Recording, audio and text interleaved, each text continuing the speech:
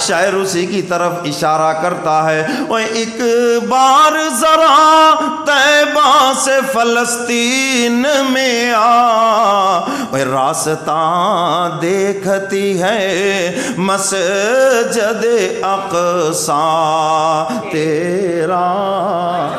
آج تو مسجد اقصی پورے عالم اسلام کا راستہ دیکھ رہی ہے، پوری دنیا کے مسلمانوں کا راستہ دیکھ رہی ہے۔ کون مجھے ان یہودیوں کے قبضے سے آزاد کرائے گا؟ آ جائے کوئی سلطان صلاح الدین ایوبی، انتظار کر رہی ہے کو فاروق اعظم آ جائے اور مجھے آ کر ان کافروں کے شکنجے سے آزاد کرا دے۔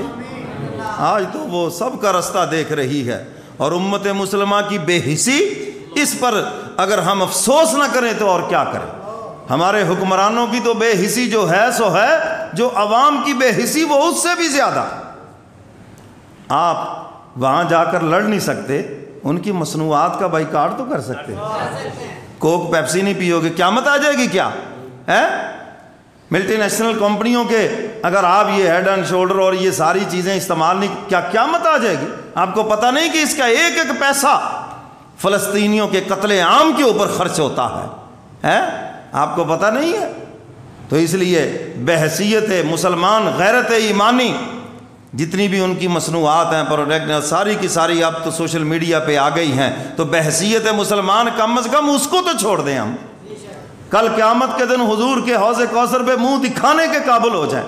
حضور فرماتے مسلمان ایک جسم کی مانند ہے، جس طرح جسم میں سر کو درد ہے، فرمایا کہ آنکھ نہیں سوتی، کبھی آنکھ نہیں کہتی کہ میرا پرابلم نہیں، درد تو سر میں ہے، سر جانے سر کا کام جانے، مگر نیند آنکھ کو نہیں آتی ہے۔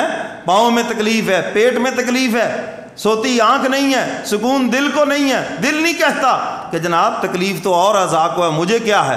فرمایا جس طرح یہ ایک جسم ایک جان ہے، فرمایا پوری امت مسلمہ یہ بھی ایک جسم کی مانند ایک جان ہے۔ کرۂ ارض پر اگر ایک مسلمان کو تکلیف ہو، فرمایا پورا عالم اسلام بے قرار ہو جانا چاہیے۔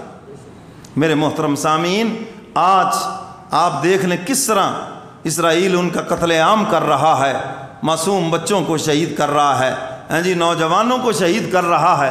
میرے نبی نے تو مجاہدین کو بھی حضور تعلیمات دیتے تھے، سمجھا کے بھیجتے تھے، فرمایا سنو جب کسی پہ فتح حاصل کرو، کسی بچے کو قتل نہیں کرنا، کسی عورت کو قتل نہیں کرنا، فرمایا کسی بوڑھے کو قتل نہیں کرنا، اور جو تمہارے مقابلے کے اندر نہ آئے گھروں میں بیٹھے ہیں، فرمایا انہیں بھی قتل نہیں کرنا، صرف انہیں قتل کرنا جو تمہارے مقابلے میں آئے، اور انہیں ہی گرفتار کرنا، انہیں ہی غلام بنانا، باقیوں کو کچھ بھی نہیں کہنا۔